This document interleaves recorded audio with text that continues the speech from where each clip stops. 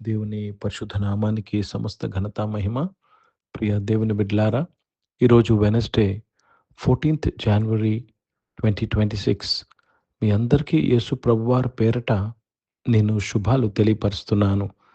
దేవుని వాక్యాన్ని చదువుకుందామా? యెషయా గ్రంథము 55వ అధ్యాయము 3వ వచనము. The book of prophet Isaiah chapter 55 and verse 3. చెవియొగ్గి నా ఎద్దుకు రండి, మీరు వినిని ఎడల మీరు బ్రతుకుతురు. నేను మీతో నిత్య నిబంధన చేసేదను, దావీదునకు చూపిన శాశ్వత కృపను మీకు చూపుదును. దేవునికి స్తోత్రము కలుగును గాక. ప్రియ దేవుని బిడ్డలారా, మనము బ్రతకాలంటే దేవుని యొక్క వాక్యం ఇక్కడ సెలవిస్తుంది. చెవియొగ్గి నా యొద్దకు రండి, మీరు వినిని ఎడల మీరు బ్రతుకుదురు. దేవుని వాక్యమును అంటే దేవుని మాటను మనం ఎప్పుడైతే వెంబడిస్తామో, వాక్యానుసారంగా బ్రతుకుతామో, వాక్యం వినడం అంటే చర్చ్‌కొచ్చి వచ్చి వాక్యం వినడం కాదండి. వాక్య ప్రకారం జీవించడం వాక్యం వినడం అంటే అది. What you mean by listening to the word of God? Doing what the word of God says. ఎప్పుడైతే వాక్యము ఏమి చెబుతుందో అది మనం చేస్తామో, మనలో జీవం ఉంటుంది, మనం బ్రతుకుతాము. ఓ దేవునికి స్తోత్రము కలుగును గాక. ప్రియ దేవుని బిడ్డలారా, దేవుడు ఎవరితో నిత్య నిబంధన చేసి ఉన్నాడో తెలుసండి? దేవుడు నీతో నిత్య నిబంధన చేస్తే నీవు ఆయన మాట ప్రకారంగా బ్రతికే వ్యక్తివై ఉంటావు. You will do according to his word. మరలా అంటున్నాడు, శాశ్వత కృపను మీకు చూపించేదను. నేను దావీదుకు చూపించినట్లు. Let me read this in English. Incline your ear and come unto me. Hear, and your soul shall live. And I will make an everlasting covenant with you, even the sure mercies of David. Your soul shall live. ప్రియ దేవుని బిడ్డలారా, దేవునికి స్తోత్రము కలుగును గాక. నీవు దేవుని యొక్క మాటతో ఒక నిబంధన చేసుకోవాలి. దేవుడైతే మనతో నిత్య నిబంధన చేస్తున్నాడు. నీవు నిబంధన చేసుకోవాల్సినది ఏంటంటే, ప్రభా నీ వాక్య ప్రకారం, నీ మాట ప్రకారంగా నేను జీవిస్తాను ప్రభా, నేను ప్రవర్తిస్తాను ప్రభా, నేను మాట్లాడతాను ప్రభా, నేను ఆలోచన చేస్తాను ప్రభా అని నువ్వు ఒక నిబంధన చేసుకోవాలి. అర్థమవుతుందండి? నీకు నచ్చినట్టు నిబంధనలు కుదరవండి. నీవు పక్షపాతం చూపిస్తావంటే అది కుదరదు. ఒకరితో ఒకలాగా, ఇంకొకరితో ఒకలాగా ఉంటావంటే అది కుదరదు. దేవుడు లోకమును ఎంతో ప్రేమించాడు. అందరి కొరకు ఆయన కుమారుని పంపించాడు. నీవు సమానముగా అందరిని చూడాలి. అర్థమవుతుందండి? నీ బంధువులను, నీ రక్త సంబంధుల్ని ప్రేమించగలవు, క్షమించగలవు.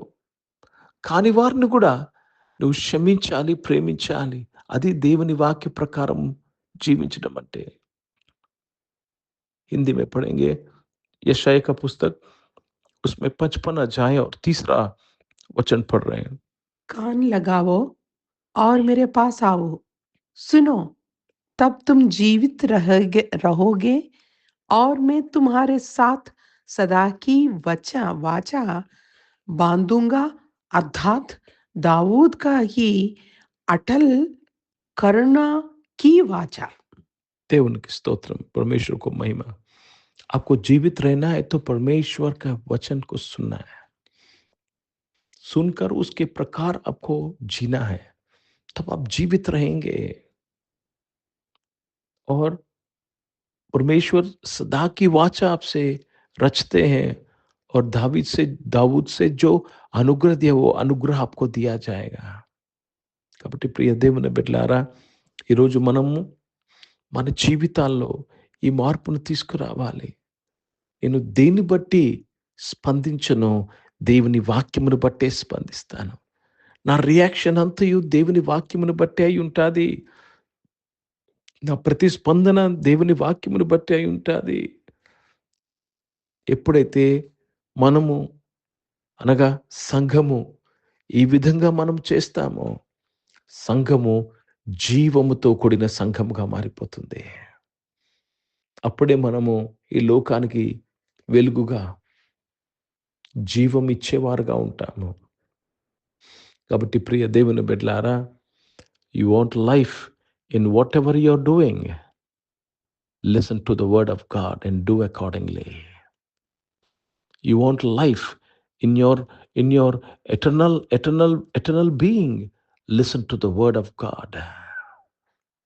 ఓ దేవునికి స్తోత్రం కలుగునుగాక. దేవుని నామానికి మహిమ కలుగునుగాక. ప్రతి ఒక్కరము దేవుని వాక్యం కొరకు మన యొక్క శిరస్సును వంచుకొని లోపడదామండి. ఎందుకంటే వాక్యం ఎవరండి? యేసుక్రీస్తే. వాక్యము శరీరధారి అయి కృపాసత్య సంపూర్ణుడుగా మన మధ్య నివసించును.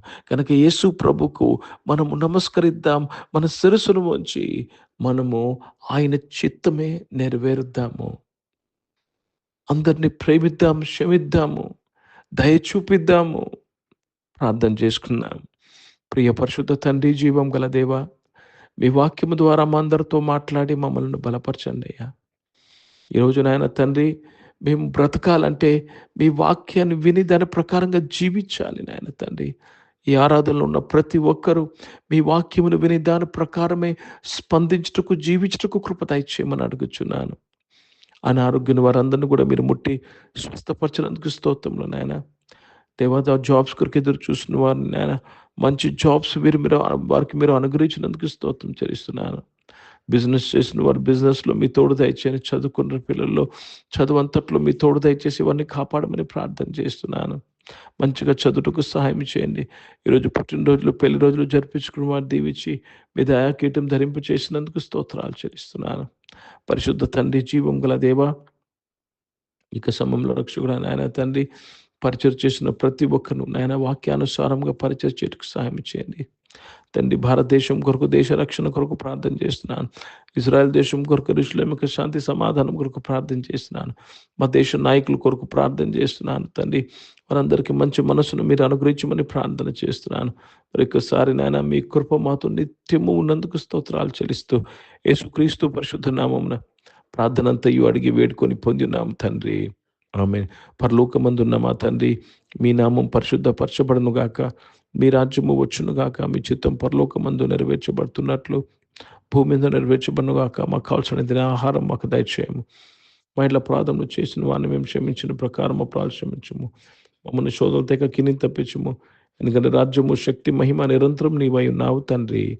ఆమేన్. ఇప్పుడు మన పరమ తండ్రి దేవుని ప్రేమ, ప్రభువైన యేసుక్రీస్తు వారి కృప, పరిశుద్ధాత్మిక అన్యోన్య సహవాసము ఈ ఆరాధనలో పాల్గొన్న ప్రతి ఒక్కరితో, ప్రార్థన చేయబడిన అంశములతో, సంఘముతో ఇప్పుడు ఎల్లప్పుడూ సదా తోడై ఉండును గాక.